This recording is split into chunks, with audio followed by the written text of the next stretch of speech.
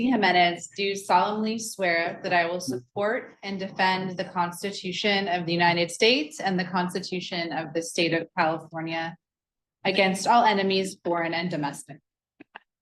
Solemnly swear that I will support and defend the Constitution of the United States and the Constitution of the State of California against all enemies, foreign and domestic. That I will bear true faith and allegiance to the Constitution of the United States and the Constitution of the State of California. That I will bear true faith and allegiance to the Constitution of the United States and the Constitution of the State of California. That I will take this obligation freely without any mental reservation or purpose of evasion. That I will take this obligation freely without any mental reservation or purpose of evasion. And that I will well and faithfully discharge the duties upon which I am about to enter. Will well and faithfully discharge the duties upon which I am about to enter. Thank you. Welcome. Great. Yeah. Welcome, everyone. So first of all, I just want to ask if we have any ADA requests, Brianna. Are we good with that? Yes. Okay, great. And we'll go ahead and call the meeting to order. Brianna, roll call, please. San Mateo County, Here. San Mateo County, Atherton, Rick DeGolia. Belmont, Tom McHugh. Brisbane, Colleen Matson, Burlingame, Donna Folsom. Homa, Getting go. Daly City, Rodolph Bagwell. East Palo Alto, Karen from it. Foster City, Stacy Jimenez. Half Moon Bay, Hillsborough, Leslie Ragsdale. Los Baños, Menlo Park, Betsy Nash. Millbrae, Andrews Funk. Pacifica, Portola Valley, Craig Taylor. Redwood City, Haya Aiken. San Bruno, Marty Medina. San Carlos, San Mateo, Adam Moran. South San Francisco, Woodside. We have a quorum. Fantastic. I do not believe we have anyone participating under AB 2449. We dispense with that. At this moment, I'm going to go ahead and open the meeting to public comment. This would be for anything that is not on the agenda that some member of the public would like to discuss or present. We can't respond, but we can take your. There's someone right behind me. Good. We have public comment. Yeah, please, right there. Thank you. Good evening, Chair Colson, Vice Chair Medina, board members, PCE staff. IBEW Local 617 officers, staff, and members send our best wishes to you and your families during this holiday season. 617 values and appreciates our partnership with Peninsula Clean Energy and your climate change agenda. This is truly a noble cause.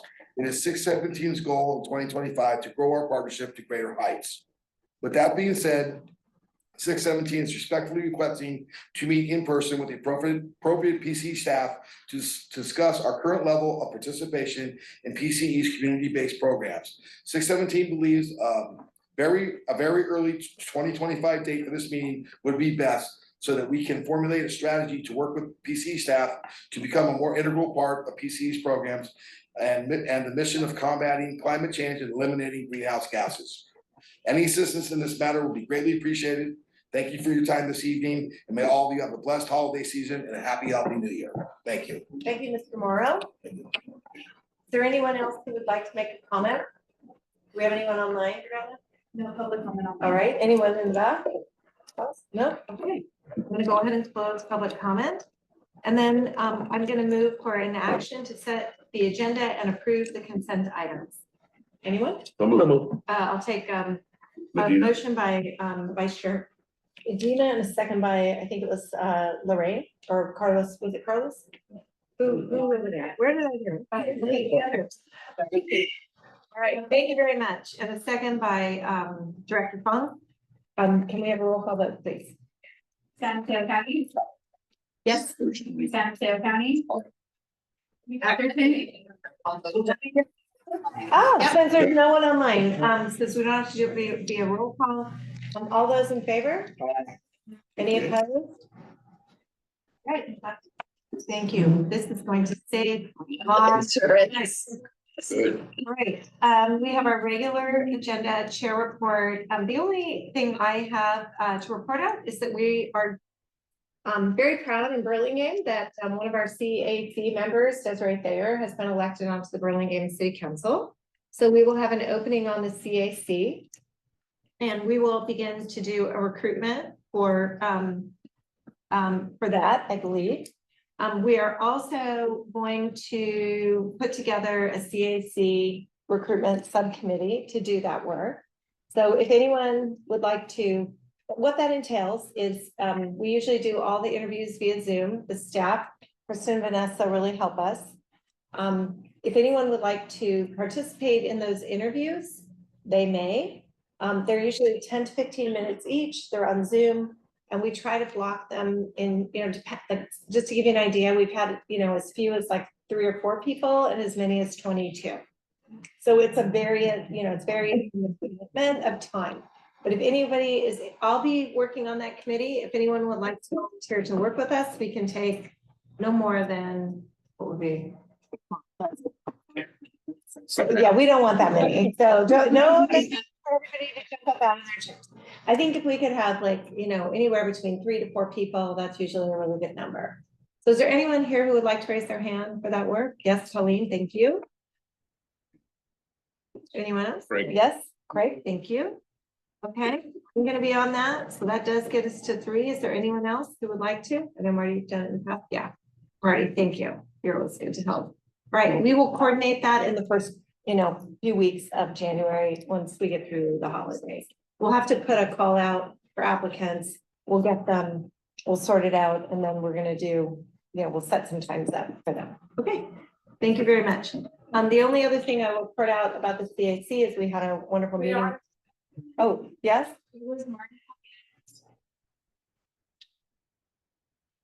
Oh, Marty Medina, Craig, Taylor, Pauline Mackin, and Donna Colson. So the 4 of us will work on that. That way, if one of us can't make it, we can usually paddle through it. Then the other thing is we did have a meeting with the chair of the CAC. Is Jason here today? I don't see him. She might be online. He could be online. Jason online, maybe. It was a really productive meeting to talk about how to sort of streamline their meetings, make them more efficient and more effective. The whole thing went really well. And I think it'll set a good rapport to start out our new year. Right now, Pauline Mackin and I have been volunteering to attend some of those meetings. Since we've had some turnover on our board, I would like to reopen that. If anyone is interested in taking a meeting or 2, that you just Zoom in online, you can come in person, but generally you can Zoom in online too. And just sort of be there to answer questions, show the board's support for the CAC. We have some calendar dates that may still have some openings, and we can always take 2 at a meeting. If anyone's interested, you can either raise your hand now and we'll track you back down, or you can just email me at dcolson@burlingame.org, my city email, and we'll get you set up. Okay, perfect. I think that's it for the chair report. Moving to the CEO report, and can I just take public comment on both of ours together? Okay, perfect. CEO, and then after that, I'll open to public comment for anything. Okay. Great. All righty. Well, first of all, good evening, everybody. And I really want to just thank all of you for coming tonight. December can be a tough meeting to get quorum because we're in the in-between times. And so we will be welcoming a number of new board members. But I do want to say welcome to you. Joining our board from Foster City. Yay, thank you. I don't want to jump the gun, but Craig, do you know, are you going to be our former? Okay, great. So are you here tonight? I'm not officially until the 8th, but we just Okay. did the whole school, so Very good. Well, I'm the then vice mayor, so I get a little bit of say. that's good. So welcome as a primary director now, moving up from an alternate role. Is there anyone else here this evening? I think everyone else we know well, and so yes. Well, I'm sorry. I was the alternate. I'm sitting in for time, but we haven't. Excuse me, I'm sorry, Christine, sorry about that, but welcome. Thank you. And I believe that hopefully you will also be joining as our primary director, so that's great. And I would like to offer on this to the new members, if you want to set up a phone call with me or some sort of a Zoom or even a lunch, I'd be delighted to host you. And just do some, like what's going on, kind of give everybody an updated, off the, this big agenda kind of update. Great, thank you. Before I get to just my quick list here, one thing I forgot to add here that I would like to just announce is that the chair and the vice chair met with our general counsel, Jen Stalzer, who's been with us for a long time, and it's now official that Jen is our primary general counsel. For a long time, it's been a partnership with our own David Silberman in the lead since day one, before PCE came to pass. David, I believe, was promoted to a new role at the county, and that left an opportunity then to bring Jen on as our lead general counsel. So I do want to appreciate that. And is there anything you'd like to say, David, or are you good? Well, I just want to say thank you. A lot of you don't know me well. Some of you do. I've been around now since 2015, and I did help form Peninsula Clean Energy. It's one of the proudest things that I've done. And I've loved to get to know some of you very well. Donna, we've worked together for a long time. Rick, Carlos, Marty. It's really been a pleasure, and I'm very thankful for the opportunity to have served as general counsel for the last, I guess, what, eight years, maybe 8.5, 9 years now. It really has been a blessing. And I'm gonna miss being here with all of you, but Jen has been along for the ride for about 2/3 of that time, and she's really stepped up and shown her ability to step in where I'm stepping out, and I'm proud that she wanted to serve that role. And while I'm gonna miss being here, I know you're in great hands, and I'm not going anywhere. Practically, Jen still reports to me, and I'm still gonna be around and here to support her, and I'll probably pop in meetings from time to time when she takes vacation, which she deserves. But I just wanted to say thank you and goodbye. So, yeah.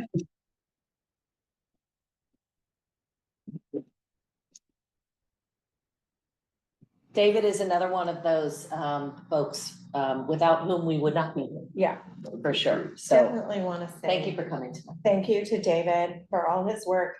There's a lot that goes on behind the scenes that this board doesn't ever know about. And it can be on everything from dealing with employment contracts and hiring and compensation and reviews and just contracts and how we're to put things together. And this team here, both Jennifer and David, have been phenomenal. We really couldn't run this organization without their support and assistance. David, just thank you very much. I think we're gonna make December ugly sweater meeting. You and Adam. Yeah. We're gonna do it. I will sweater meeting from now on. It's gonna be really hard for me, but. So, anyway, I just want to thank you so very much for your stewardship. Yeah, you gotta show us your sweater there. Very good. Thank you. It's just been great working with you. Jennifer, you have just made this transition so smooth. I really never feel like I'm talking to two different people because you're so aligned and synced up in the conversation and the philosophy and how they think about things. And the thing I love most about both of them is that contrary to the stereotype of government bureaucracy, these two are the complete antithesis. They are all about getting to yes, getting it done quickly, efficiently, and making it work for the constituents and for the people that are part of Peninsula Clean Energy. So thank you both, and I'm really looking forward to working with you. It's going to be a pleasure. All right. Okay. All right, well, I don't want to double bill.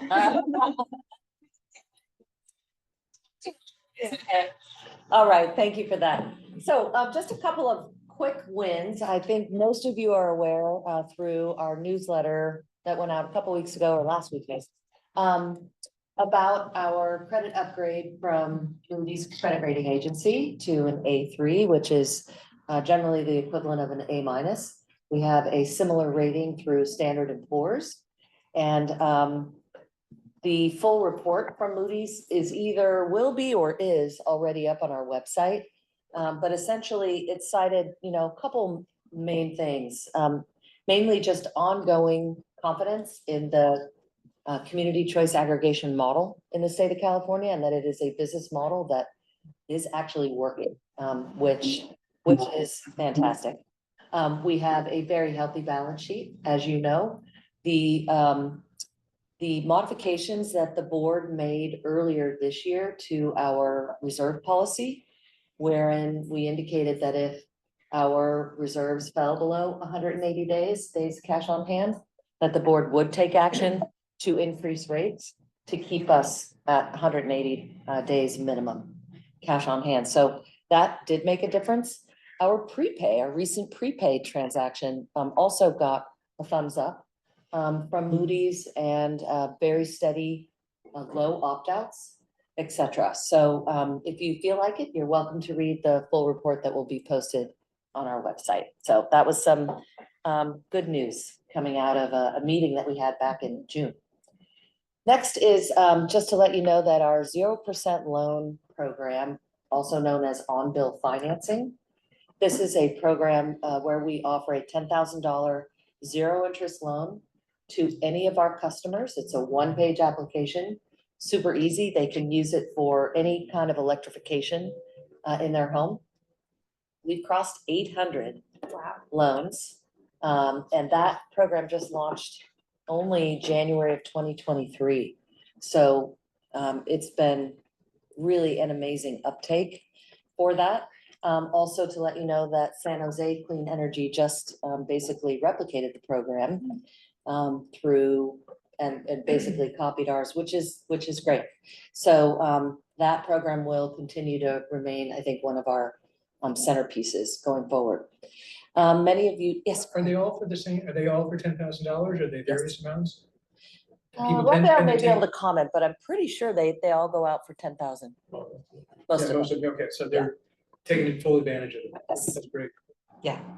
And we've had it's very low non-payment issues, right? For default.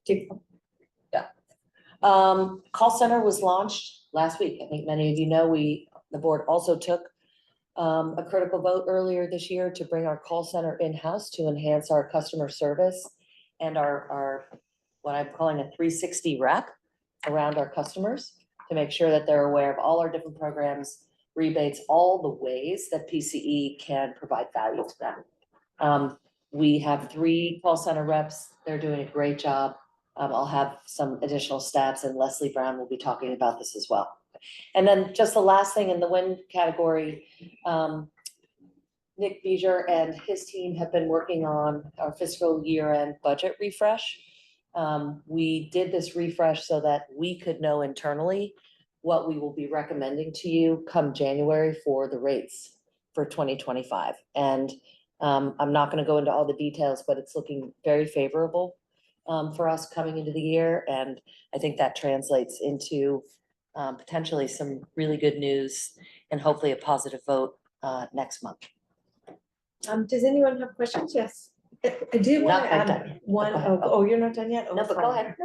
No, we can wait till the end. You sure? All right. Quick call center highlights. I'm not going to steal all your thunder, Leslie, here. So she can go through all of the stats. The bottom line is that we have already saved 2 customers from opting out in Los Banos. Los Banos had been a problem area for us in the past, mainly due to just not understanding who we were, what we were about, and the benefits that we bring to the customer. And so the opt-outs had been higher than normal for the rest of our service territory. And just in 1 week, Antonia managed to save 2 customers, and we have a third this week. So those are, small but mighty victories in the first week. Also just a customer testimonial. So far it's working out very well. We had several Spanish speakers, a couple of Mandarin. Below 10 opt-outs through the call center. So already we can see that the metrics compared to the outsourced option are beginning to improve. Very early days. So we will keep you posted as these things go, but a really strong start. We had a question and some outreach by both Chair Colson and Director Lorraine. Want to thank you guys for bringing this to our attention.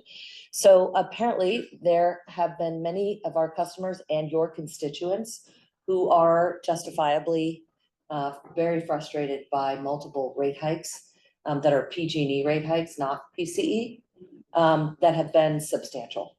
And so Preston Kudo on our team provided a little bit of background, and we can bring more detail in January on this. But bottom line is this year, PG&E raised rates 4 to 5 times so far. Only one of those was related to generation rates. Most of them have been on the distribution side of the bill. All of that has been related to wildfire revenue requirements and wildfire costs. So here in 2023, PG&E added 2.4 billion in added charges for wildfire costs. This year, 5.2 billion. And so customers are frustrated, and it's costing upwards of an extra $20 a month per household, sometimes more or less, depending on how much energy they're using. So if you are getting calls, please do explain that that is not PCE, it is PG&E, and it is related to wildfire. Coming up next month, PG&E plans a very small, that with the PCIA, we think will be a flat rate hike or neutral on the generation side, and about 2 cents a kilowatt hour hike on the distribution side, again, related to wildfire. As mentioned, PCE is looking favorable with our budget estimates.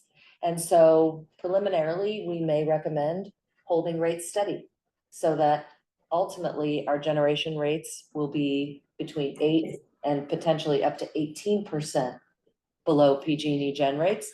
That 18%, and I don't quote me yet because we'll bring this to you then all the analysis, but that really is a Los Banos benefit related to their vintage year.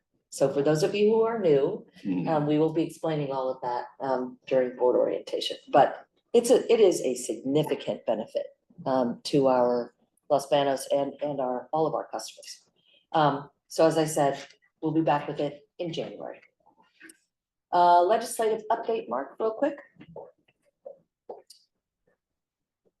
Real quick, good evening, directors, and happy holidays. Mark Hirschman, Director of Government Affairs. An update on what's been going on in the state capitol recently. On December 3rd, the legislature reconvened with the new members taking the oath of office. And there was also a special session called by Governor Newsom to address some of the issues that are anticipated from the new administration in Washington. And as soon as they convened, they then adjourned until January 6th. So we look forward to the legislature returning in the new year. We anticipate, however, that next year, as was mentioned, electricity rates will be an issue, and the legislature will be looking to address them. Governor Newsom, just prior to the election, issued an executive order where he asked instructed the Energy Commission, the Public Utilities Commission, and the Air Resources Board to evaluate cost effectiveness of programs and mandates, and those programs and mandates funded by electric rates. He gave those agencies a January 1 deadline to report back to him. And so it's not clear whether or when he might make that public, but the state budget is due no later than January 10th, his proposed state budget for 2025, 2026. And so it is entirely possible some of those recommendations might find their way into the next draft of the iteration of the state budget. And also with the seating of the new legislature, it begins the biennial exercise of filling empty vacant seats on various state commissions, committees. And the chair of the Senate Energy and Utilities and Communications Committee is vacant. We're anxiously anticipating the appointment for that, and we can expect those perhaps in the next couple of weeks, certainly early in the new year at the latest. Couple other dates in addition to those on the slide in front of you. February 21 is the actual deadline for new legislation in 2025 to be introduced. And then bills will have until the end of April to get through their house of origin, the house in which they were introduced. And more deadlines to come, but I'm happy to entertain any questions. Thanks so much. Thank you. All right, almost done. Even though it is cold outside, there's still a lot happening with PCE out in the community. So this is just a list of our outreach and education activities this month. We have 2 new hires this month, Alicia Juarez, our content marketing specialist, Shelby Bush as our energy efficiency programs manager. Shelby is going to be lead for us on preparation of our elect to administer energy efficiency application to the CPUC. That is due a year from now. It is a huge undertaking and potentially brings to us not only significant new revenue, but a new line of business in the programs area. We are in the middle of finalist interviews for a legislative manager to round out the team of Shalini and Mark. So raise our profile in Sacramento. Wow, it's going to be 2025 soon. So here's the meetings. And that concludes my report. I think, did you have something?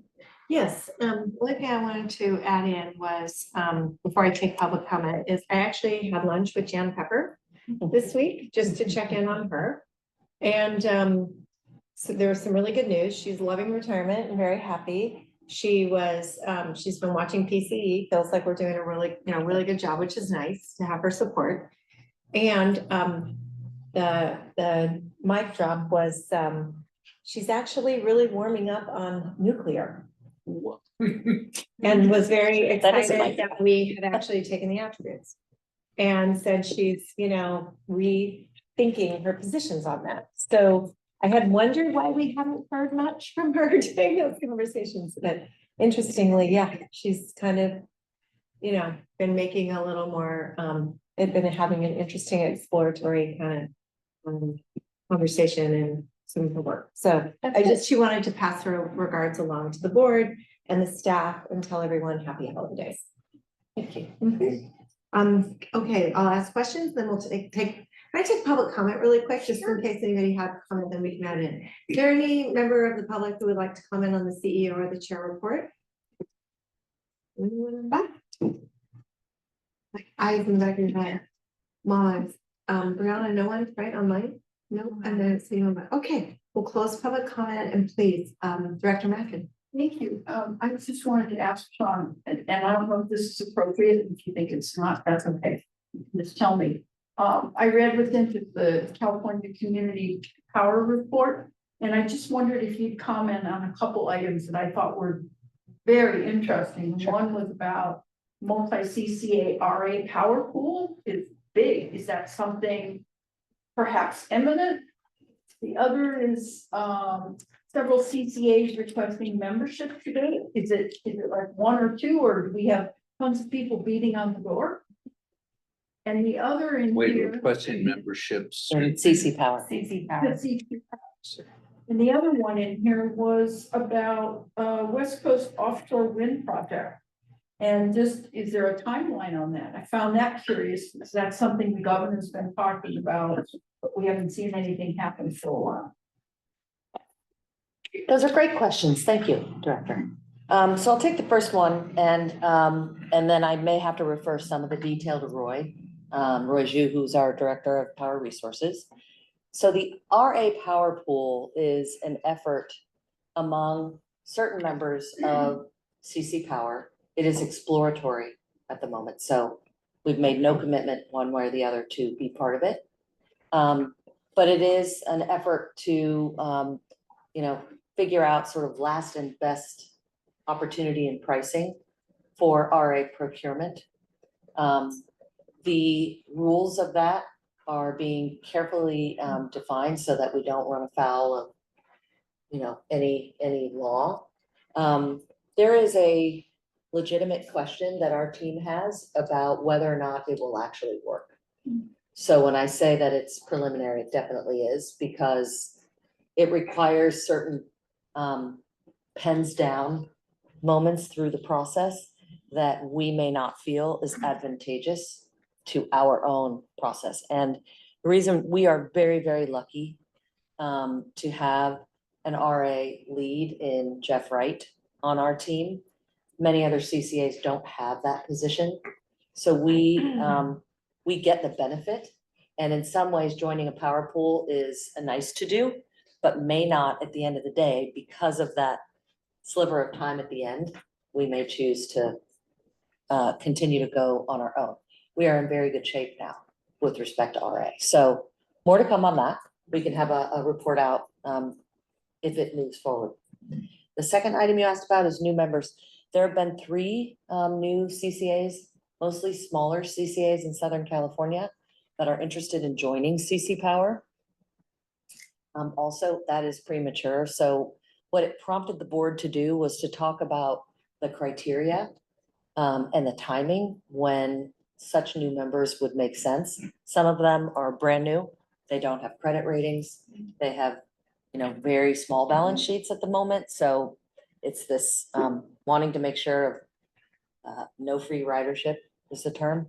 And also just timing it so that new members don't dilute the voting and the kind of sharing of power resources. So TBD, nobody new has joined at this point. The third was the offshore, West Coast offshore wind. That is one of those projects and opportunities that was identified by Jan Pepper and other founding board members as an area of potential interest and collaboration. There hasn't been a lot that has occurred in a material way. There was last month or the previous month, a site visit to a potential wind site in Lompoc. And so I think it was either Medi or another member of our power resources team attended that. It's just one of the areas we've identified for PCE to track. And if anything comes of it, we will certainly let you know. But we're participating in terms of just tracking. I don't have any other sort of progress update than that. Does that help? Oh, yes, thank you. Other questions? Yes, Vice Chair. So Los Baños, 2 interesting things that their council did get, 2 of their members got recalled. And that we have a larger opt-out there, but we also have the lowest rates offered to Los Baños. So how are we capitalizing on trying to convince Los Baños that you're getting the best deal from PCE? And at some point, what marketing are we? I'll ask Gwen to comment if she wishes, but also to let you know that the mayor there also did Yes. not win re-election. So we will have a new director. He was not able to come tonight, the new mayor. But we've reached out to him, sent a welcome. We plan to have lunch, go down and just make sure that he understands, similar to what we did with Mary Giannis, that he understands and the city manager continues to understand the economic benefit in particular that we bring. Beyond that, I know we have a local outreach Right, we've coordinator. been focused on that a little bit, but Beery goes to everything. And Gwen, is there anything you want to add? There you are. Yeah. Will you come to the podium? Sorry. I have anything too ground breaking to say, but yeah, I think it's been, you know, a lot of effort to make sure that we're out there in the community attending events. And we're definitely looking at our communication strategy for 2025 around how to make sure we're reaching them in the right digital channels as well as the in-person channels. Yeah. sure, Yeah. that's fine. But more to come. Yeah. Did- I'm gonna add. On December 18th, did we approach our mixer? Hold on. I'm sorry. Yeah, sorry, I was just gonna add, we've actually been talking a lot about this, and there's we haven't planned anything formal yet, but now that we have our contact center in-house, we do have some more resources about how we can maybe do some more proactive outbound, communication. So even if we know that if we do like a direct sort of re-enrollment communication, a letter, postcard or something like that, we know the response is gonna be coming in and we have our people that are be able to handle those calls and stuff coming in. And so that is something we wanna explore. We haven't planned anything formal yet, but it is something we've Sure. talked about. Great. Yeah. Well, that's fine, thank you. Do you have a second question? I was in the, on December 18th, there was a council mixer, so. Mark went. I Mark believe. went, all right. That guy's on the road all the time. So Very and I attended last night. It was their annual reception prior to the council meeting. In the years since COVID, this was by far their best attended meeting, in part because I think they have, well, right now I know they have 2 vacant council seats. There was a recall. And so there was a discussion on the agenda last night about how to fill those 2 seats. Applications were due, I believe, on Tuesday. And those are posted on their website if you're interested in looking who's applied for those 2 council seats. But yes, was there in attendance and was there, stayed for most of the council meeting last night, and really good attendance. Had a chance to talk at some length with the new mayor and 2 returning council members, as Great. well as city staff. Great, thank you. Any other question? All right, we'll go ahead and move on to the CAC report. Do we have anyone here from the CAC that would like to report out? No, the CAC did not meet in December, so we will not be having Oh. CAC. Thank you, Brianna. Well done. All right, moving on to 9. Item number 7, enhancing the customer experience.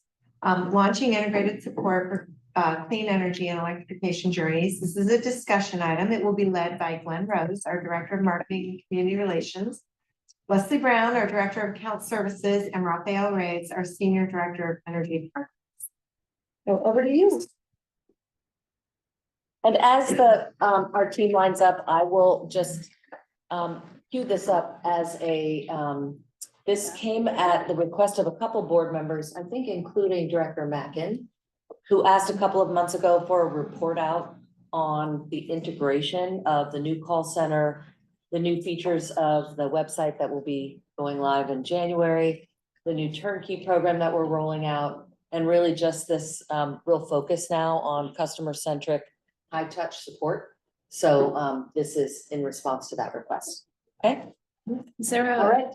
Oh, here you go.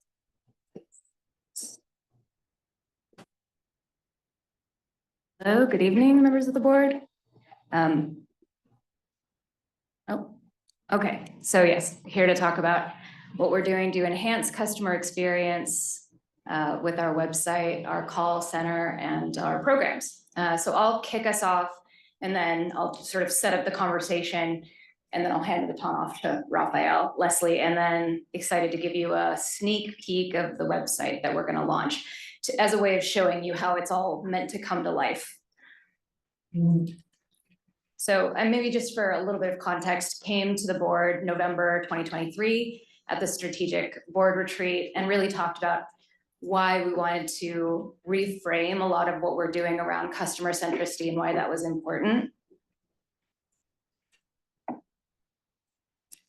So I think we know we have these really ambitious objectives. We want to get meaningful reductions in greenhouse gas emissions through residential electrification. We want to retain our customers. We want to make them loyal, and we want to expand our brand awareness and our reputation as a leader.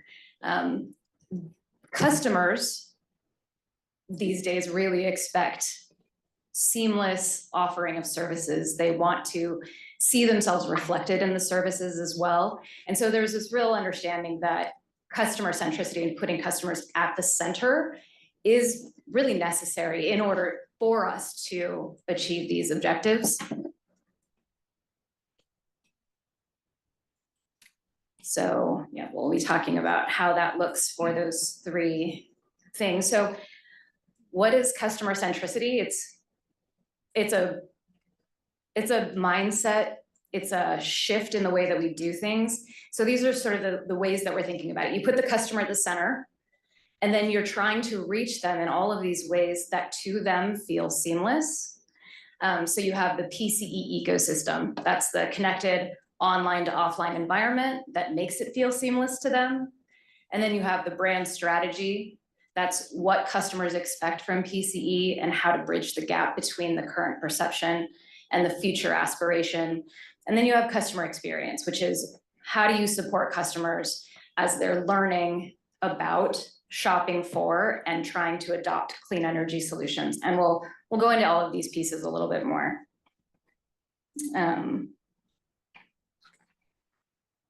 Actually, I think what I will do is hand it off to Raphael to talk about programs. Thank you, Gwen. Directors, Rafael Reyes, Director of Energy Programs. And as many of you are aware, we, since the inception of PC in 2016 and then the first programs in 2018, we've been hard at work developing a robust, what we feel is, and hopefully customers feel is a robust portfolio of programs. That those programs cover three major areas: buildings, transportation, and distributed resources. Some of these programs are commercial facing, many of them to local governments, to our member agencies. And then of course, many of them are to our residential customers.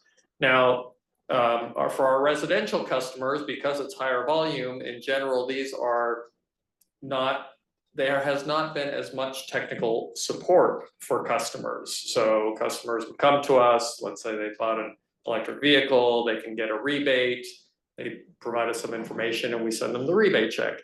And that's been true across most of the residential programs since inception.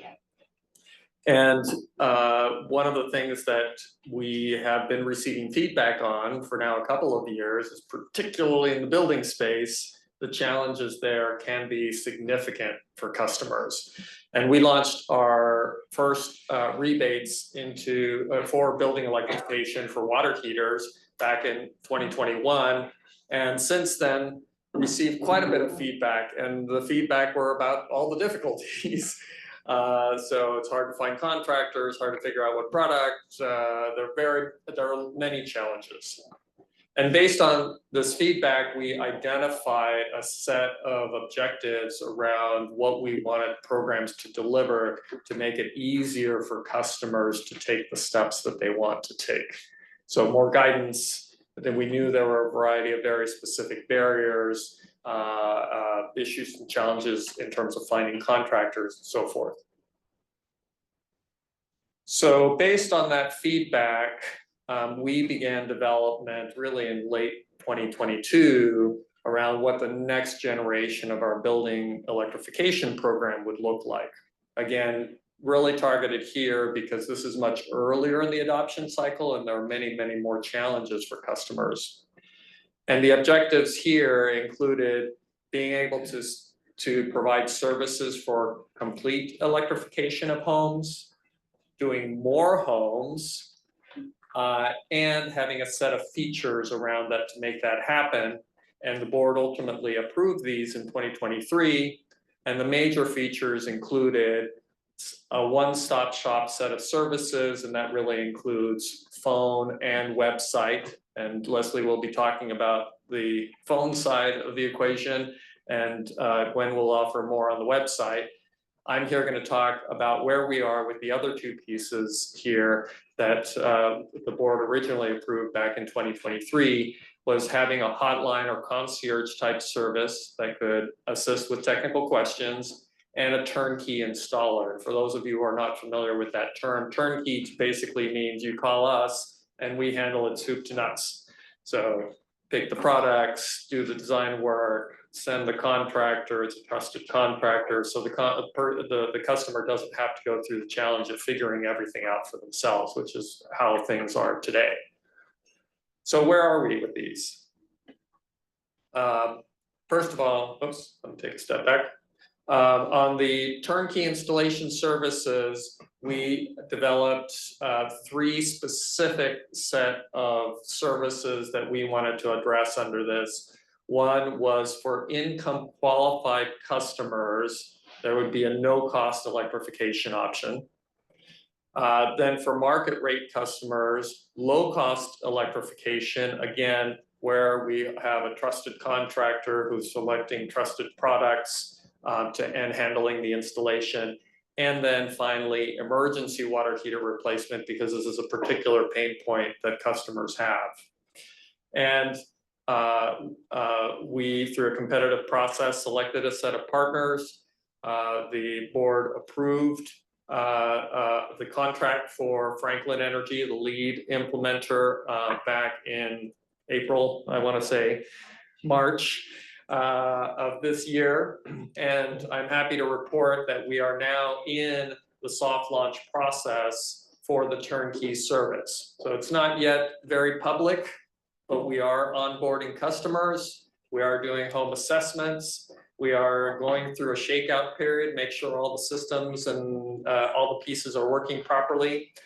There's a good amount of complexity, frankly, for this program. So Franklin, as I mentioned, is our lead administrator. They do the onboarding of the customers, all the home assessments, eligibility checks. So there are, documents that we request for customers, which may be, other validation for participation in other programs. On rare occasions, it may be tax returns.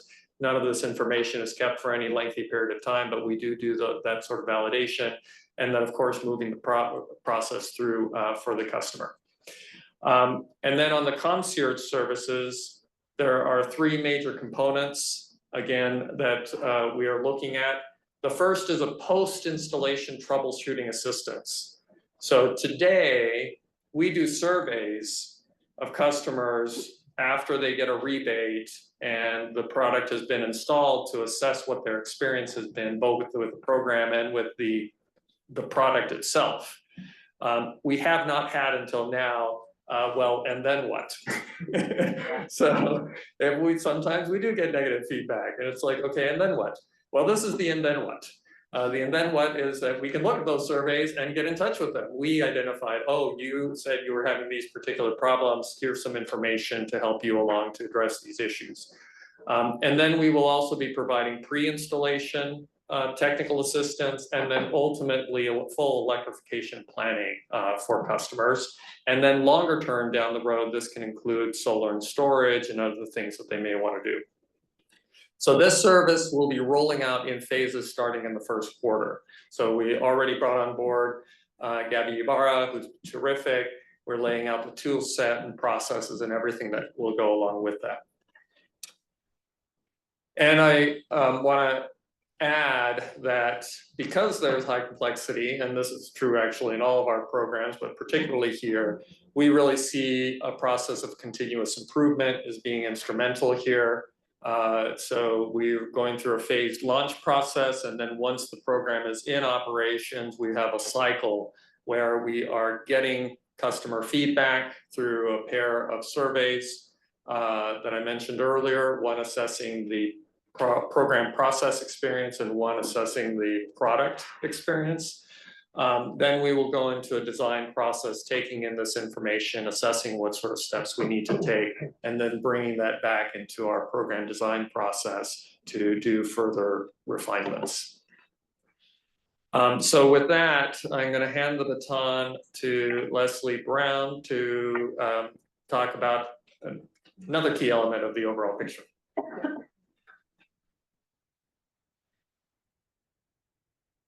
Calling it streamlined customer support, because there's a couple of components here.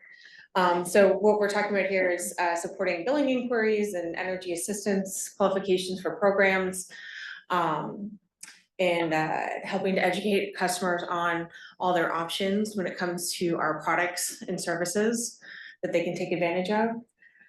We launched the contact center a little over a week ago on December 10th. So that's when we turned it on for our new CSA team to start taking calls full time. And we are implementing with the IVR system we've turned on a survey function where customers do have an option to take a quick survey after a call to give a satisfaction rating on that call. We haven't had that function enabled previously, so that's something new that we're turning on now with our in-house contact center. And another piece that we're implementing here is a platform, a sort of a customer service sort of ticket managing platform behind the scenes. Happy Fox is a platform that is creates a buckets for tickets when they come in through our programs at or info at emails. It's funneling into this platform to be assigned out to appropriate PCE staff to then resolve those tickets, send responses back to the customer and close it out. Previously, we were working in just independent Gmail inboxes. Oftentimes at info out, we would get stuff that we needed to forward over to the programs team for clarification on, or programs would be messaging us for something that was account related. And it was just a series of emails kind of crossing back and forth without a true sort of follow through on being able to track completion and satisfaction for a customer inquiry. But now we can use the Happy Fox system to track that.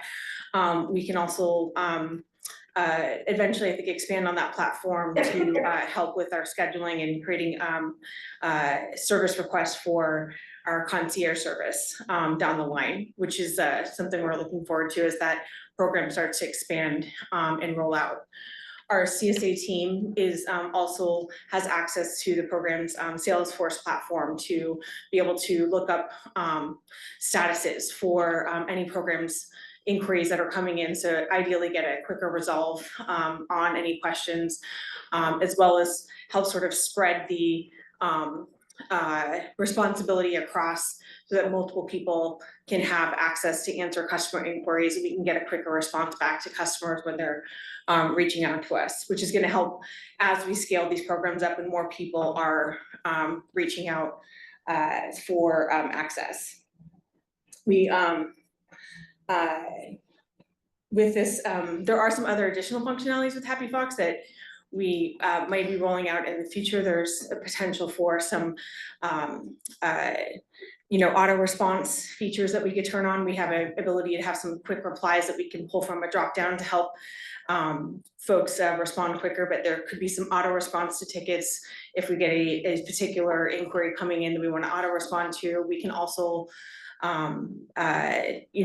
enable some other tools to help resolve questions if we start to see a particular trend in a topic or a particular need that would be helpful to create some sort of quicker sort of auto response replies to. Right now everything is manual as we start off, but we have the ability to scale up as we go forward. Yeah. Happy Fox isn't a hot transfer, it's a ticketed follow-up, is that right? Yeah, so it's like a help desk type of platform, so But- similar to like a Zendesk or. When a problem gets a ticket, it gets sent to somebody and then subsequently is responded to, Yeah, so it's not all, in real time.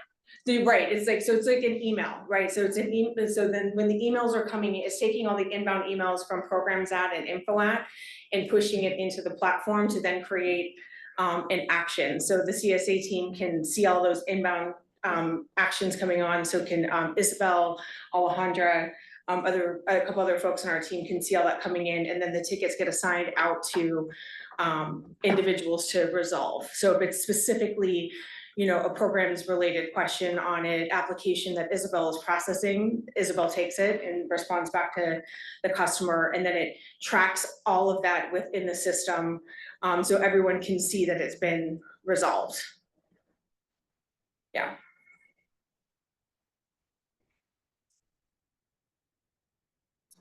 And then some highlights here from our first week, which Sean already shared with you a bit of. From our first sort of 6 business days of operations, it's like Tuesday to Tuesday, we had 123 calls, so averaging a little over 20 calls per day. 19 Spanish, 3 Mandarin. I was actually a little surprised. I didn't think we were gonna have that many Spanish right off the bat, but I'm really glad because all of our staff is bilingual Spanish, so we're able to serve those customers in their language. With the Mandarin customers, we do have a translation service available that we can call in. So we do have ability to serve in actually any language that we get a call in, but Spanish is our primary language. Mandarin would be secondary for non-English speakers in our service territory. And then we've been tracking, we retained a total of 5 customers, but 2 of them specifically were in Los Banos. So we did retain a couple of opt-out customers in San Mateo County as well. But we were really focusing on those Los Banos opt-outs because every week they tend to be higher than our other territories in San Mateo County. And then the feedback's been very positive. Currently, we've had a couple customers just be very insistent, wanting to express how grateful they were that we had their rep took the time and had patience to really explain everything to them. We had one who insisted that he speak with Caesar's manager to say how happy he was with the service he got from Caesar. So that's, again, this is all very new. We're just 1 week in, but so far it's been, this response has been really great. I never thought I'd be excited about having a call center. That was not my work life plan to have a call center, but I'm very excited about it. And then some of the things we're going to focus on in the first quarter here for continued success. The survey response is just tracking to see what kind of feedback we get from that. This is a new function for us, so it's not really, we don't have anything to measure it against, but we'll see what kind of uptake we have on it. We have a specific focus on measuring the retention performance. We know from our fellow CCAs who had brought the contact center in-house, MCE primarily, that they saw a significant improvement in their retention from opt-out calls. We expect that we'll be able to do something similar, but we'll track that. Our opt-outs have always been lower overall than most of the other CCAs, but every customer we can retain is better than not retain. And then the resources that we have for the customer support needs. So onboarding this team, we have we have really great dedicated staff, but only one of them had ever had experience previously dealing with energy related calls. She previously worked for PG&E. So it's been a big lift in terms of training for these folks and revising, the materials to support them. So we're going to continue to do that as we move forward. Also the SLA metrics, this is a service level agreement metrics. This is very common in a contact center where you'll have like a measured amount of time for call length or wait on hold, whatnot. Our focus is really make sure customers are being served, not necessarily that we're trying to turn over calls as quickly. But we do need to also make sure that people aren't waiting too long on hold or that calls are being dropped. And so we really need to, over this first sort of few months, measure those metrics for call times and wait holds and figure out what is the best sort of service level we can shoot for. And then really expanding, like I mentioned, on the Happy Fox utilization. There's some great resources in there, knowledge-based articles, quick guides to assist in responding to customer needs. And then keep making sure we're staying on top of the resolution rate for tickets and see if there's any gaps in that service in that point where we need to improve on. But yeah, we're really excited. I'll turn it over to Gwen. Want to take questions at the very end? Yeah. No, go ahead. Very end. Go ahead. Are there questions for Leslie? Yeah. Please, sure. Director Mackey. Assuming you have lots of ways to massage all the information you get, will you have a way to track what are the types of inquiries, both calls and Happy Fox? So that you can see, are these questions that are technical, are they more billing, are they opt-outs? So Yeah. we can see that So character of what. yeah, so yeah, a good question about tracking the call type. So that functionality to track call type actually exists, not necessarily in Happy Fox, but in the CRM, in Calpine CRM, where all of the customer information is. And so when our CSAs are taking a call, they're actually entering information in a couple different areas. Happy Fox is really just for following up on inquiries or responding to, you know, things that they couldn't get resolved, either an email or in a call that they need to follow up on. But there is a call type tracker within the Calpine CRM that has dozens of different activities, and part of the process of when you're talking to a customer is to, you know, track what are the questions that are coming in, or is this an opt-out call? Is this a solar call? Is this a call about a program? And so there are ways to track that, and then we can get reports from the CRM to see if there's particular trending topics, or you know, what are people calling us about? Yeah, that exists. That's important. Yeah. That also helps Gwen determine how the marketing is working. Yeah. Thank you. Is there, yes. Yeah, that's correct. These aren't, I have two things, they're not questions, they're comments. Is now the time? Okay, so the SLA metrics, this is just me, but I've had an experience with you know, sometimes I don't call for help for maybe a year and a half. But then when I do call for help, it's like a really complex issue. I'm not talking about PCE or PG&E, I'm just talking about other functions. Yeah. And a large organization, you know, after 25 minutes, they won't tell you this, but they just end the call because that employee can't be online with one customer for more than 25 minutes. And, you know, I'm calling about issues that are significant. So I hope we don't do that. No, we would never do that. Yeah, we would never do that. It would really be more about understanding, you know, like, you know, are there ways that we can help make these calls better, you know, improve them, resolve a customer's, you know, situation early, faster, or are we not resourced properly? Like, because every call is a 30-minute call, because it just is a 30-minute call, and we're, you know, not getting to, and, you know, 4, 5, 6 people are having to wait on hold for 15 minutes. Maybe we need more staff, right? It's that kind of evaluation. Great, just Yeah. wanted to make sure, at least for me, to the extent I'm management, I'm not worried if you're on the phone with one customer for an hour and a half, Mhm. that doesn't concern me. Yeah. But maybe that's just me, that's my feedback. And then, this is just me, it's my pet peeve, but living in the United States of America in 2024, anything you do, you're asked to fill out a customer survey. Mhm. I don't, Yeah. because otherwise I do nothing else with my life at all, except fill out customer surveys. I'm not saying we should or shouldn't do it, I'm just noticing that. And those are my two comments. Yeah, it's a post-call optional survey, so you have to opt in to take it. If you don't opt in to take it, you don't take it. Yeah, but thank you, noted. So 2 questions. So can I think of Happy Fox as just a competitor to Zendesk? Yes. I'm sorry? Can I think of Happy Fox as a competitor to Zendesk? Yes, Okay, so that's the way Yeah. it's doing.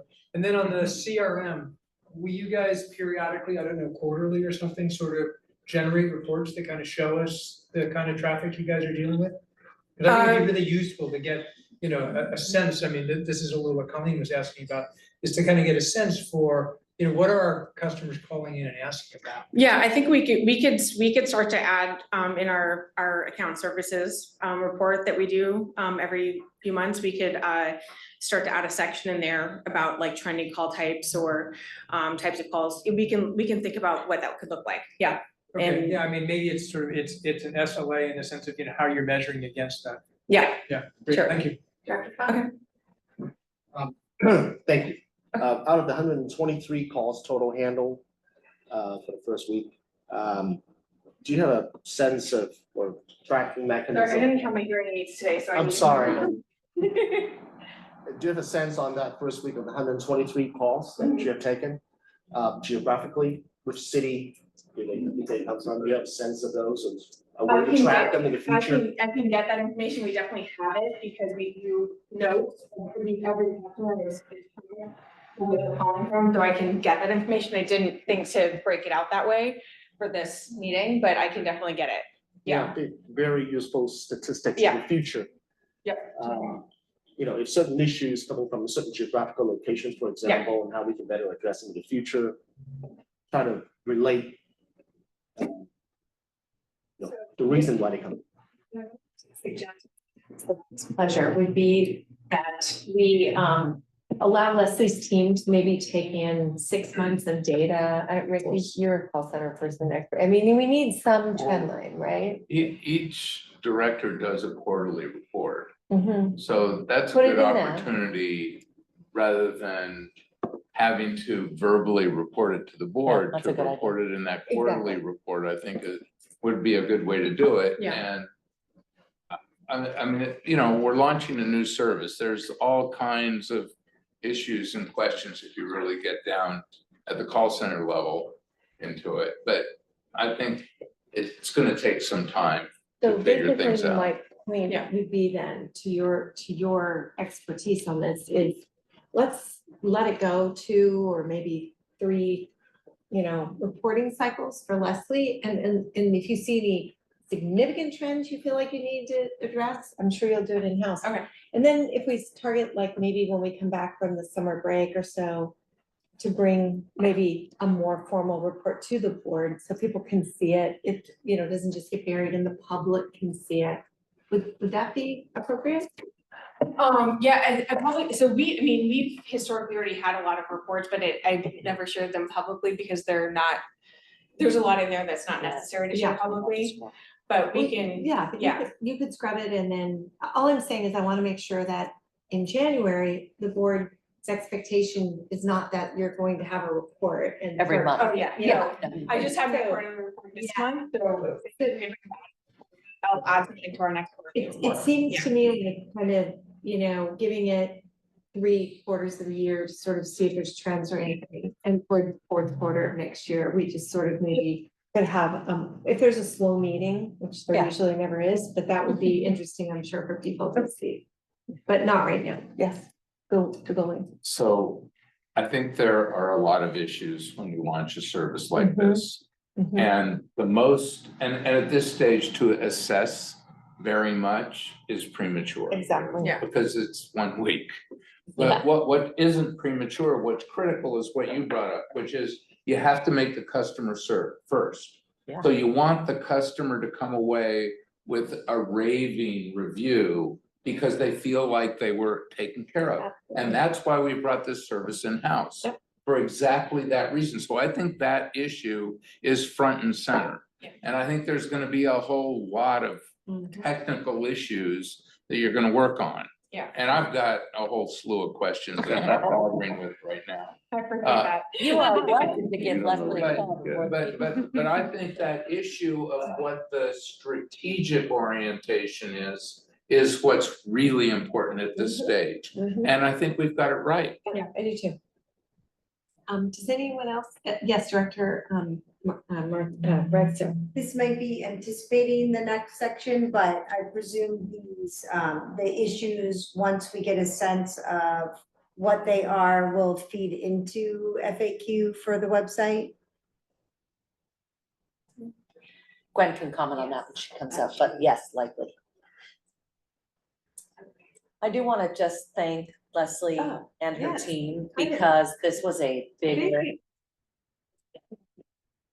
It's always good when you get things done on time and under budget. Yeah. And with a happy team at the end of it. So yes, we have miles to travel, but I feel like, again, a good kickoff, and I want to thank you for your leadership. Okay. And do we have, There's a there's a third piece? website. Website, show and tell. Gwen, is that you? Oops. You're up again, Gwen. Yeah, so I'm excited to show you a sneak peek of the website because I feel like every time I've been here has been to talk about brand strategy, which can feel a little bit jargony, a little bit nebulous. But I do feel like it was really important foundational work so that when we do bring this website to you, you could really understand what it is we're trying to communicate and what we mean by customer centricity. So, just back up and think, if you've seen the current website is 436 pages, very flat architecture, and it's got great information. All the information is there, but it's presented in a way that the customer really has to find it because they're dedicated to finding it. And so we really wanted to, when we started thinking about how we're gonna do customer centricity, we really looked at the architecture of the current website and what it does. And as we wanted to evolve and mature, we realized we just couldn't use that. We needed to start from the ground up. So this website is a real rebuild. It involves new wireframes, new journeys, new paths, new tools, new functionality. So it's gonna launch next month. So you're really seeing a sneak peek. So January 22nd is the launch date. It's largely built. We're in the process right now of just making sure the journeys from pages to pages work, QA, user acceptance testing. So getting from here to launch is we're we've got a good plan in place. But so you'll see a largely done website. So the design elements and the guiding principles that we used in designing this, we really wanted it to be inclusive. It is designed to meet the needs of all customers, not just our deep greens. It's really meant for everybody. It's meant to be clear and accessible. So we really focused on simplifying the navigation, better tools that support ADA compliance, enhanced search functionality. So we've added a new tool so that people could find the discounts, the rebates and incentives that are available for them. Reinforcing the brand identity. So we're really trying to build an emotional connection with our customers. And that's through images, through storytelling, and through showcasing the mission and our impact. And then we're making it future ready. So I want you to think of this as really a platform that will scale as we grow. So it's an architecture that's scalable, a platform with planned tools like decision-making guides and explainer videos. And then in terms of the customer experience, the CX, I like this learn, shop, support framework that we've been using to say, okay, when a customer comes to the website, they're in one of those three modes. They're either there to learn, or they're there to shop, what's in it for me, or they're looking for support. And every single one of those things has a different kind of emotional component to it, a different need that you need to address, a different visual storytelling, and a different path through the website. So as we went and designed this, we really did think, is a customer here because they need support? If so, how do we get them that very quickly? If they're here to learn, they're a little bit more relaxed. They're not in a hurry. So we can design it in a slightly different way. So we really tried to think about that as we designed the website. And then in terms of continuous improvement, definitely we'll be working with the account services and programs so that we can share these learnings to improve everything. From a website standpoint, we're really trying to understand customer behavior. So we want to know, how did they come to us? How do they move through the website? We use Google Analytics for that. We want to know when they're on the website, how are they taking in information? What are they scrolling? Where are they pausing? How are they spending time on the site? We use things like heat maps for that. And then, did they take the intended action? So did they fill out the form? Did they download the document? So this website is really structured to allow us to understand a customer's intent on the website so that we can start to go, oh, they didn't take the intended action. Why? And we could try to optimize and improve. So those insights all inform how we communicate to customers in what channel, how we improve paths through the website, through customer journeys, that architecture layout and the tools that we offer. And then of course, we always want to be telling stories and bringing in new content for the website. Okay, so with all of that premise, thank you. We're gonna look at the new website. So for the homepage, what I want to really communicate is that this is the first handshake with a new customer. So I think of this as the homepage should take all customers through the entire website. So it's kind of a brochure that'll bring you into various parts of the website. But for me, when I think about who we're trying to serve, pretend you're that customer that wants to know, why is my bill high? Who is this on my bill? We want to very quickly communicate who we are and why we're good for them. So that's what this is meant to do. We want to take that customer that might be angry because they don't understand why their bill is high, and we want to lower that temperature, and we want to establish an emotional connection. So the first you'll see is your local source for more affordable electricity. Okay. This is my first time live navigating through it. So then the next one, so you read immediately, we are your local nonprofit electricity provider. Then you scroll down and you go, okay, well, who are you relative to PG&E? So here is the difference between Peninsula Clean Energy and PG&E. We provide the clean electricity, they deliver it to you. So you've seen this graphic before, so this is just a little bit more friendly, brighter colors, trying to simplify it. Really clearly identify what the relationship is between us, PG&E, and the customer. And then we want them to understand that we are a not-for-profit delivering electricity at a lower price.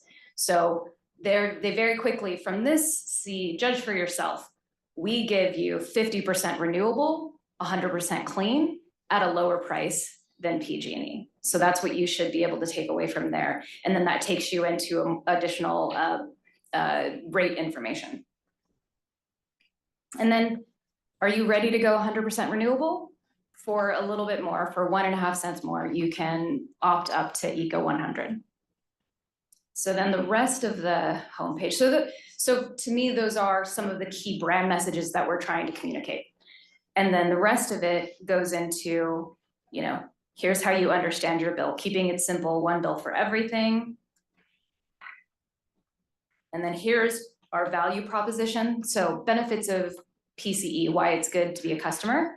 Your bills are lower, your energy's cleaner, we don't make money, you have access to exclusive rebates, financing, and more. And then it brings you down into how to find rebates, financial support. So I'll take you into some of those.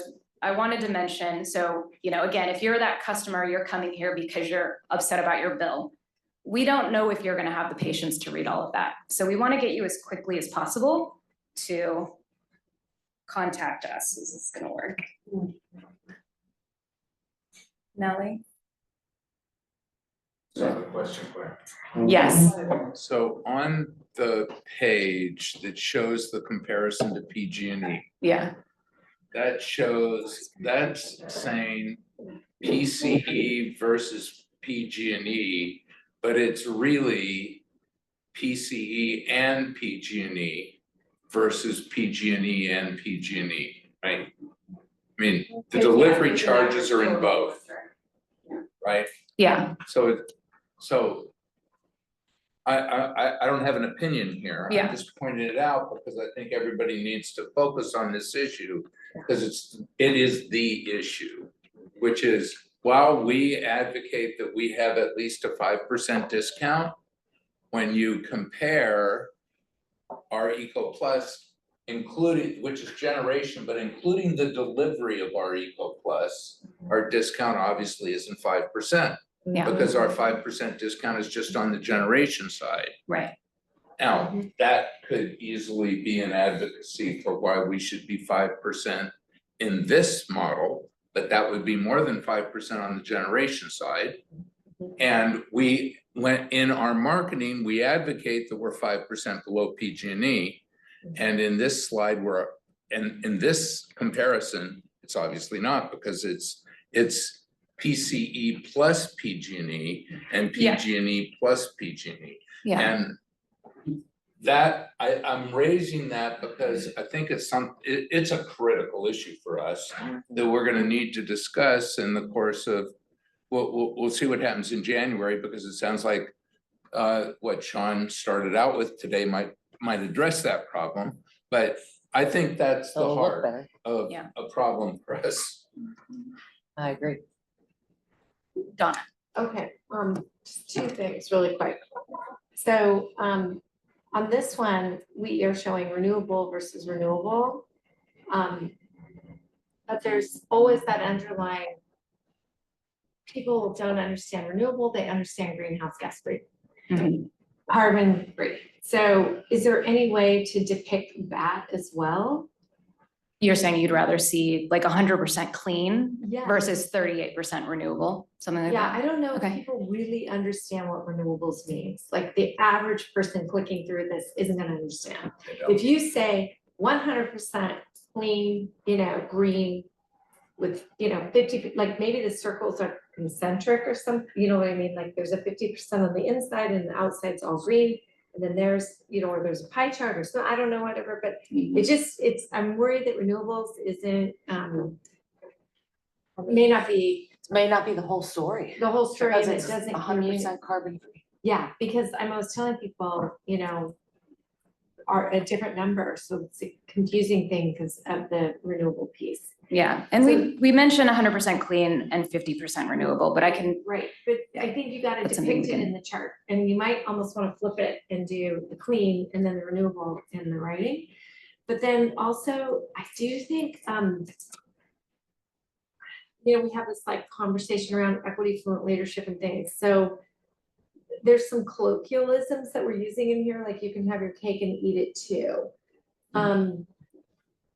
So I think we need to double check on all of that kind of non-technical language that's a little more colloquialism. yeah, Just to make sure that there are subtle references when you say have your cake and eat it too.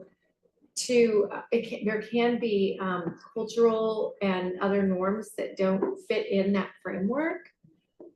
So having that language maybe just scrubbed a little bit. Sure. Make sure whatever we're putting in there is, you know, like. translates across. Translates across, yeah. Okay, no, I think that's fair, and we have, And you I know, have people who can help you with that if you need. yeah, and we have a lot of input coming in from the team. I think that the challenge is, we're trying to be accessible. Yeah. There's an accessibility to accuracy range, and we're trying to be human and approachable and understandable.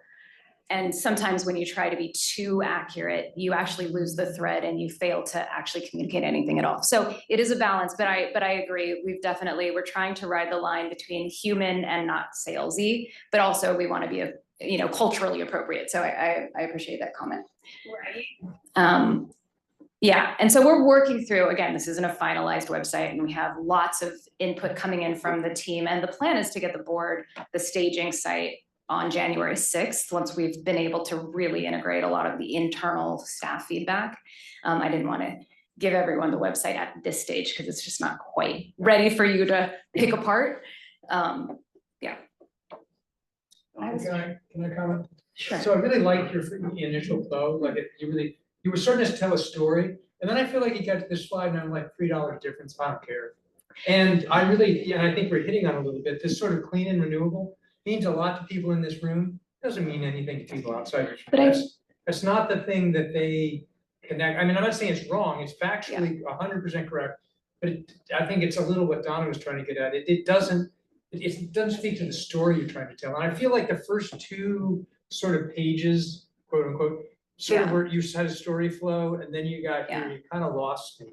Well, so from a brand message perspective, I don't think if you can communicate, we are not-for-profit public agency providing electricity at a lower price.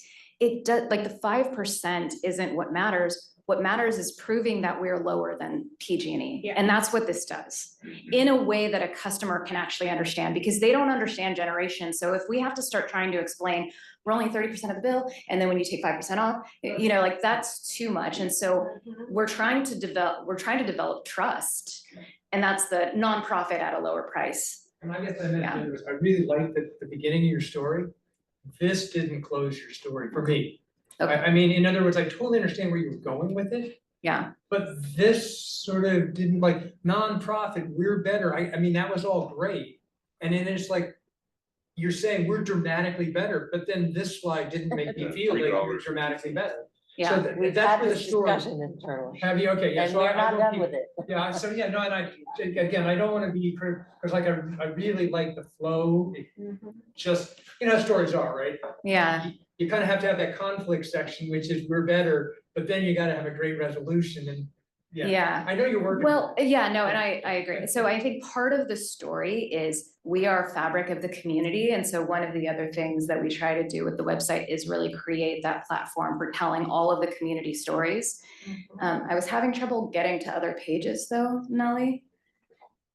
So let me just, let's. Hey, Donna, Yeah. just on the nomenclature thing, because it's come up twice here, right? Like, what the terminology we use. Empirically, do we know that renewable doesn't strike the point? Do we know that GHG does? And if we don't, we better invest some money figuring out what the hell works with our phones, right? Because I may think that renewable works for me, and Betsy says, no, it's clean. And we have a vast customer base, and I don't wanna hit me. I wanna hit the majority of folks. And I think right now we are speaking from our own experience and not from some empirical survey that we wind up, saying, okay, these are the words, and guess what? You don't like clean, Carlos, but guess what? Everybody else does. We're 70%. Right. So I don't wanna, Yeah. I don't wanna second guess. And then the other thing that I wanted to say is, again, you can't get to those other slides, but there was a slide there that talked about we don't make money. Do you want to rephrase that? I mean, you don't make money, we lose more money. Again, these are nitpicky things, but when I heard that, you don't make money, how do you stay in business, right? Right, but it's underscoring the non-for-profit, yes, Yeah. I hear, And it just seems like your story gets to how you're here to help the community, like why you're making it a better community. That felt to me like where you're going with this. Said it's like we reinvest. Exactly, we reinvest in the community, we're here, we're making it safer for your kids to live here. Yeah. It's things that you could get to strike home, and giving you a $3 savings is at least, and maybe I'm being John here, but a $3 saving isn't the thing. Whereas you're making my kid's future better, like that's a story, like that gets, that's the kind of thing. And you can then layer in some of the money stuff. I have to back one up on this. Okay, and then you guys were not gonna have a long debate. Because the people that are coming to our website because they do not know who we are and they're mad about their high bill, we have to show them right up front that we are not costing more because they assume that they're paying more money, seeing our line item on the bill. Their baseline perspective when they come to the website is you cost me more money, I need to get out of this, I didn't sign up for it. And so even if it's only a $3 savings, just showing right up front that it's not more is actually really important. Let's talk after, because I have a suggestion. I get what you're after. Thank you. Okay, these are all really good comments. Yes, Director Funk. Oh, sorry. Yes, Director Bull. I'm assuming the website translating automatically. I don't see a tab or anything for that. It's a tab. yeah, oh, yes, sorry, I'm having trouble, so I will say, so there's and it's hard to maybe do a live tour this way, but I was gonna point, so there's this icon in the bottom. I think kind of what we have to do here is trust the staff to get this out the best they can. And then we will all have plenty of time on our own that we can, noodle around on this and have our friends noodle around on it. And I'm sure if you find that this link doesn't work or this doesn't get me where I feel like I need to be, we'll all be able to provide, direct feedback. Gwen, sorry, how much more time do you need? And you might need to pick and choose. Yes, There are some new bells and whistles on this thing that you want to talk about, right? Yeah. You want to go through that? Yeah, maybe I can show you a few of those things. So maybe I'll skim through this one, but the about us, we're really trying to tell those community stories in a more visceral way. So a lot more of us, a lot more stories, a lot more video. Here we talk about the board, local voices, community accountability. So you'll see a lot of that. You can go to our career page, see our open positions, understand the value and how we, treat the team, see pictures of our team. So anyways, there's a lot of fun stuff here about our team, our community, our founding. And then when you get the website on the 6th, you can dive around a little bit more. Maybe I'll just show you some of the new functionality since it sounds like we might be running out of time. So we often hear what's available to me.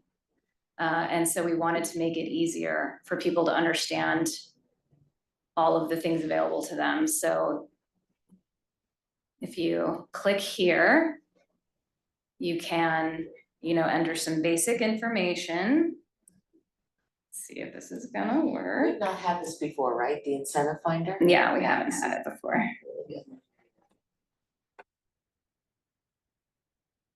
Okay. That's cool. And then you'll see, you know, what's available to you at that level. And then if there are specific things that you're interested in, what about solar and battery, then that will bring up that specifically. So, you know, we'll keep improving this, but it's nice to add this functionality for those customers that are in the shopping moment. What's in it for me?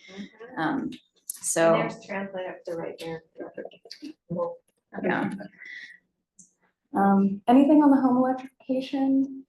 Yeah, so we're definitely gonna have some good journeys for customers going through home electrification, you know, from the, hey, I'm curious about a home electrification, what are the benefits, all the way through, oh, I think I need a little support, what do I do there? Okay, I'm ready to electrify, and then we can get them to Franklin, so you'll see a lot of that on the website as well. All right, I think that's it. Yes. Is it premature to talk about, are we gonna do the marketplace, appliance marketplace, or is that later? We could talk about it as the next item, but we're looking at what more functionality customers expect. Cause there's this idea, like we're trying to provide a one-stop shop, you know? So there are a lot of things that you can provide as part of a one-stop shop, but there's a real question of what do customers need and what should we provide in order to meet that need? So there's a lot of exploration there about things like appliance marketplace or other calculators and tools.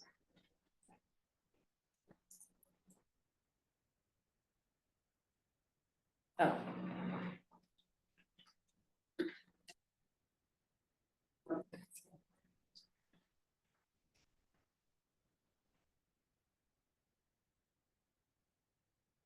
Is there more to see, Glenn? Can I mean, there's a lot more to Yes, see, but yeah. we went from 436 pages to 106 pages. So simplification takes a lot of work, by the way. Director, that's my one. Yeah, I'm just wondering, is there any opportunities to integrate like AI within the website?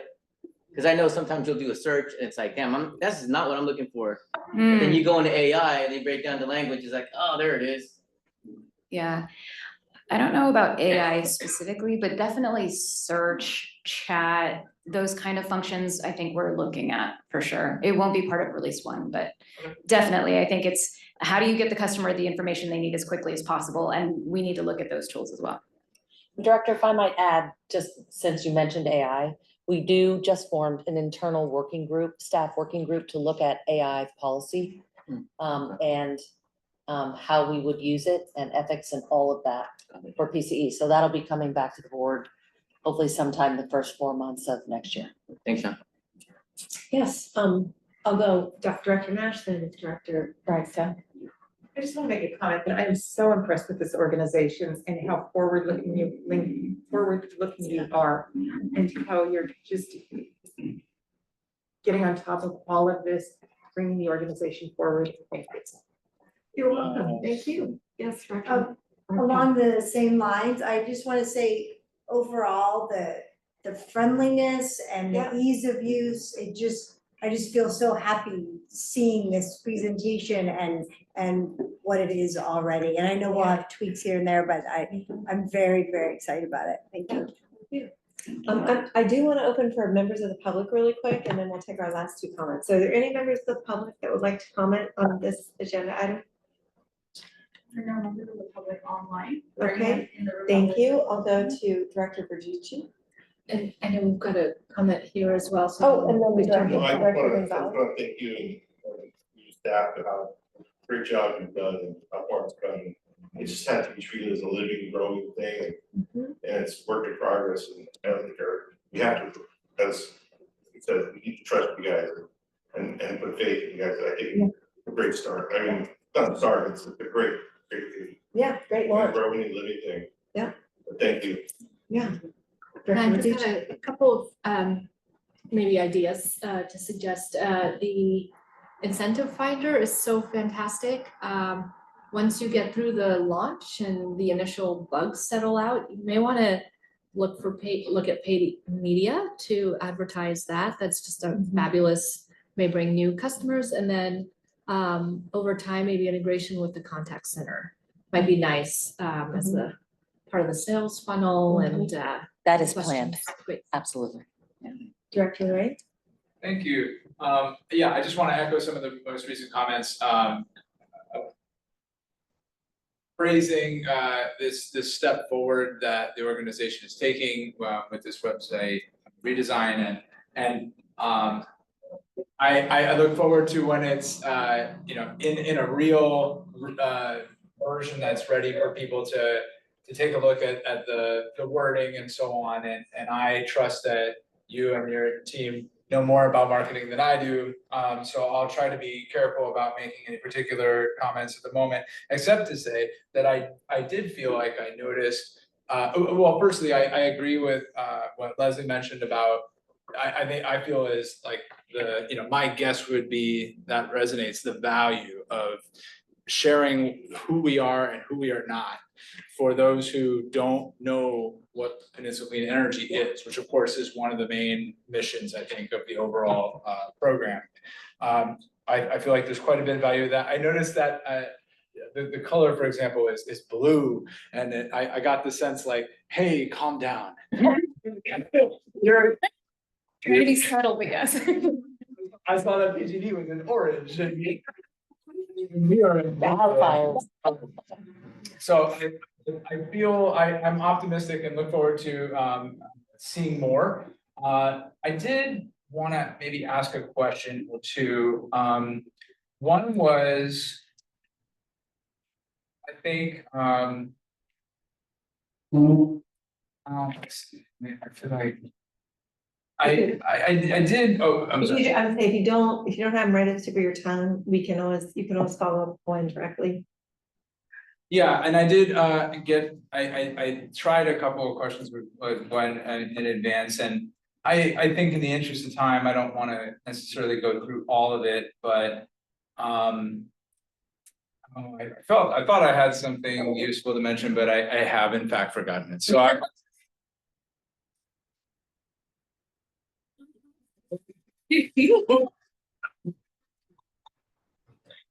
Thank you, Director Lorraine. Please do follow up directly when those ideas get back into your head. Okay, yes, Director Vivian. So I'm thinking about the issue I raised about that one page, which is, I think the only way I can think of to address that is to show in what currently is the PCE portion, break out the generation and the distribution, and in the generation, say from PCE, and in the distribution, say from PG&E, and then when you show PG&E, do the same thing. So it'll be obvious that PG&E is 3 of those 4 categories, and the comparison people will do, notwithstanding the totals only being a $3 difference, will be the difference between the PCE generation, the PG&E generation, which will be more like a $6 difference. Or actually more than that, because the distribution is 2/3 of the bill. Yeah, no, that's worth playing with. I think I've seen that done well. Something like that, I think would help, because if we don't do that, anybody who looks at it's gonna assume it's PCE that is $173 and PG&E is $3 more, so that's a problem. We can figure that out. We can. I think there are ways to tease that out. Yeah. Okay. Thank you. Yeah. Perfect. Yeah, it's been a big lift. So thanks for walking through that with us. The marketing team, Michael Arnaldo, we have a new associate director of marketing, Kirsten Groon, and yeah, the whole team, along with ID Lab, have really brought this to life. So well done. thank you. Yeah. Link to the board early next year. Yeah. Perfect. Yeah. Okay, is this all on this item then? Yes. Okay. Yeah, I think we can go to the next item. And then, yes, you get to stay up again. Last item on the agenda, number 8. Maybe we can get us out of here by 8:30. Merry Christmas, Happy Hanukkah. And Kwanzaa, whatever you do. Approval of a contract amendment with ID Lab Global for brand and marketing services, and then amount not to exceed $975,575. Action item. All right. So again, we've been working with ID Labs since January 2024 to really do the brand strategy refresh and a number of marketing initiatives. So, of course, you've seen this slide. There were reasons why we wanted to really step back, think about how we show up for our customers in the light of the changing market, a changing organization, changing customer wants and needs. So a lot of that work was about, doing an in-depth audit of the brand, of the website, of our messaging, of our collateral. We also, because what we're trying to do is figure out how to scale our communications, personalize, localize, and customize them. There's a lot of technology required in order to do that effectively from the customer standpoint. So we've been doing a marketing technology audit. We've started implementing new elements of that marketing technology.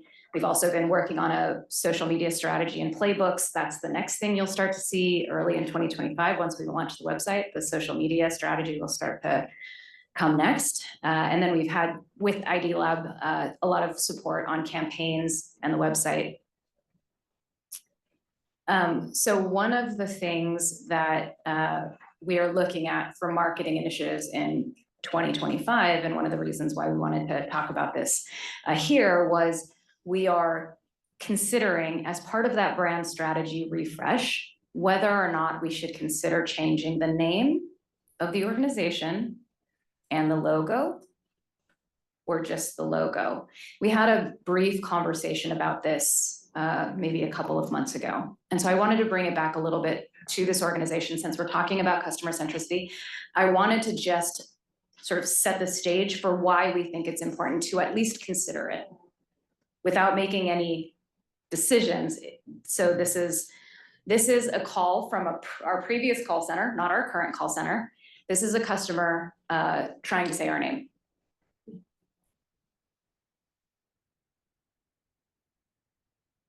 That was good. Oh, did it work? No. Oh, what's going on here?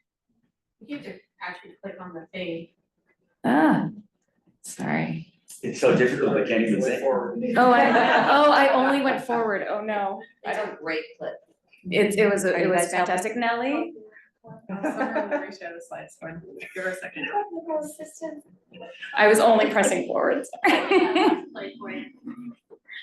Oh, we got someone over there who's got everything under control.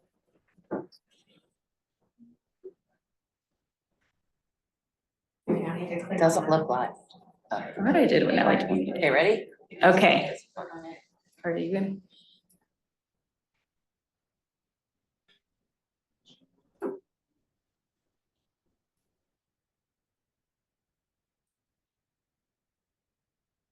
They're doing it.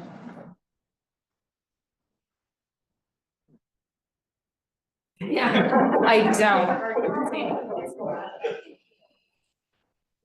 Cute. Do you have it on your computer, Sean? I do not. We literally tested this before. Do. All right, so maybe what you can do, I know it sets a great stage, but we could come back to it. Yeah. Here, I have It's it right really here. pretty good. Is it playing with the volume? Can I just, what if I play it from my phone? Yeah, sure. Okay, hold on, but let's. Yeah. Yeah, I'm just trying to get to. I got a separate bill from, Okay, hold on, sir.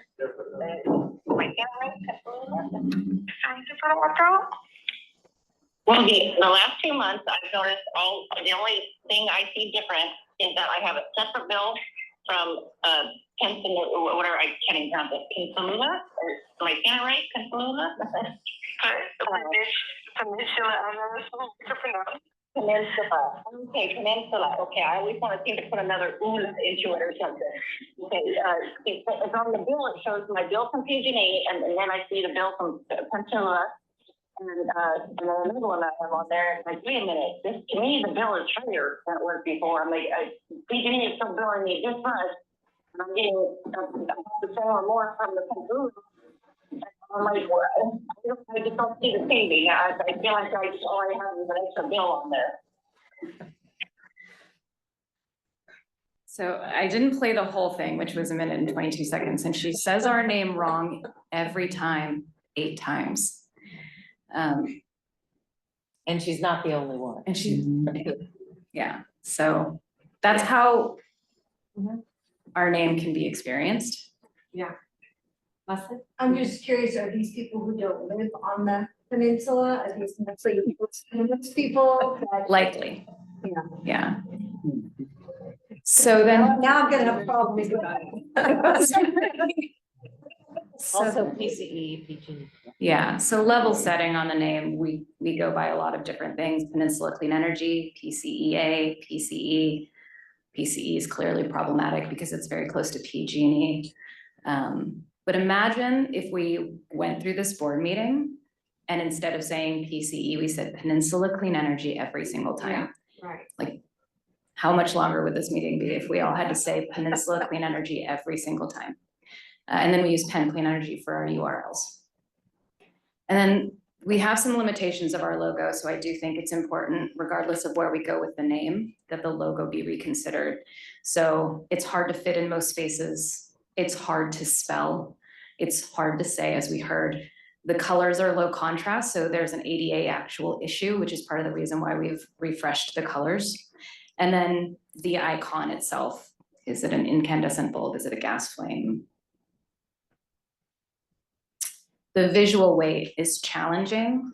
If you go to an event and you see a big banner in the community, oftentimes our logo is so small, and it's you know, you look at Ava Clean Energy, Visa, you know, these are names and logos that are much easier for people to see and understand. And then it's hard to spell. So this is Google Search Console. You can see the number of times. I've set up a couple of wrong accounts because I misspelled the email address. So it's not an easy one to spell. Okay, so those are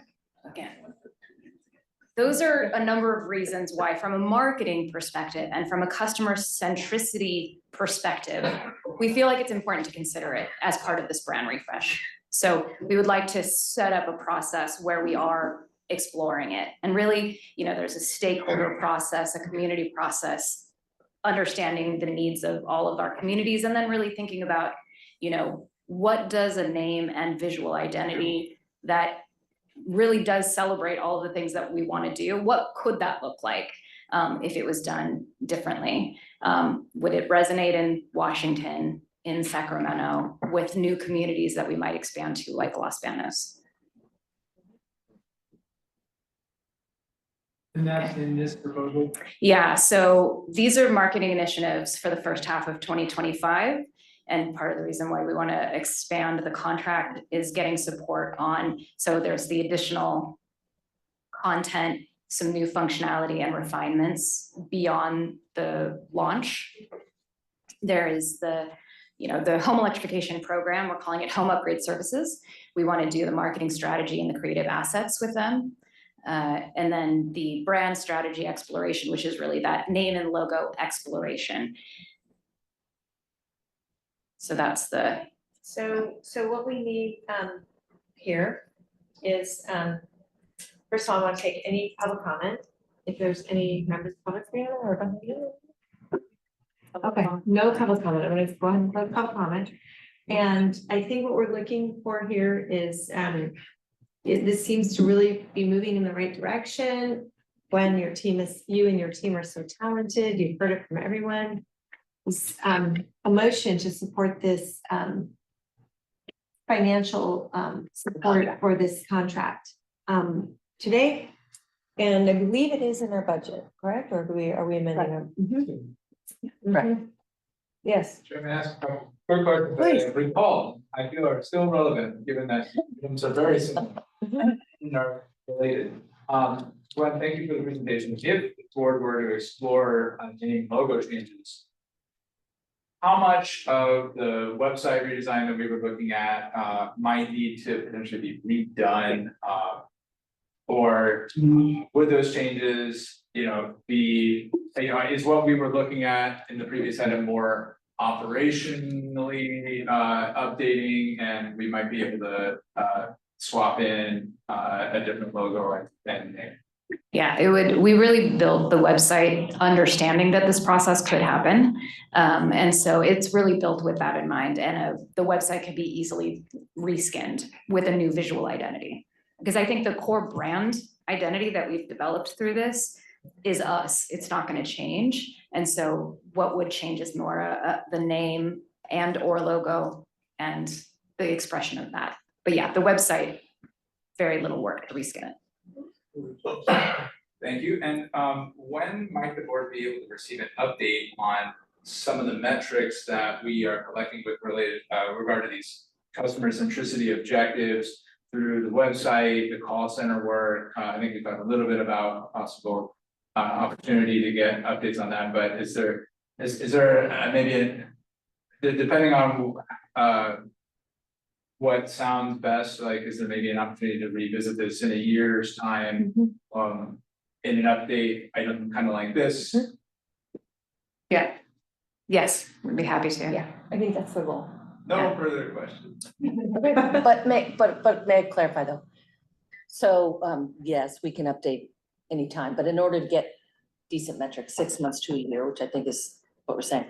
But I want to make sure though that that it would be well understood that if adopted or approved, that we would move forward at least with a preliminary investigation and research associated with a name and logo, so that we're not deferring that work for a year, correct? Okay, good. I just wanted to clarify, make sure. Thank you. Yes. I had a question about the not to exceed amount, which I think is different. There was Yeah. a total contract amount, which was 300,000, then not to exceed amount was 900,000. Yeah, sorry, the incremental, sorry, I probably should have said that differently. The incremental amount being added at this time is 315,000 to cover these initiatives. Okay. So the not to exceed amount is the 970. prior plus, okay. Yeah. Got it. Thank you. Yeah, thank you. Questions, does anyone want to? Yes, thank you very much, Director Taylor. We have a motion by Director Taylor, a second by Director Lorraine. Can I have a vote? Would all those in favor, please? Aye. Anyone opposed? Motion carries unanimously. All right, I think with that, we have any member reports or anything? Okay, we have one. So we have some informational reports. And if anybody has anything that they want to report out for the holidays, otherwise, we have one last thing from our CEO. Yes, okay, and that is, Summer, are you still in the room? Summer, could you stand up? Summer has been with us, for several months now as Nellie was out for maternity leave, and Nellie you have seen scurrying around. It's back, which is fantastic. But sadly, what that means is that Summer is going to be leaving us, tomorrow. So I do want to just have a round of applause and say thank you for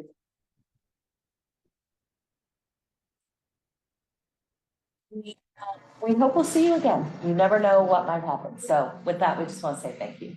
Thank you, Summer. Thank you. All right, with that, and if there are any board member report outs that anyone has? If not, we are going to end this meeting at 8:29.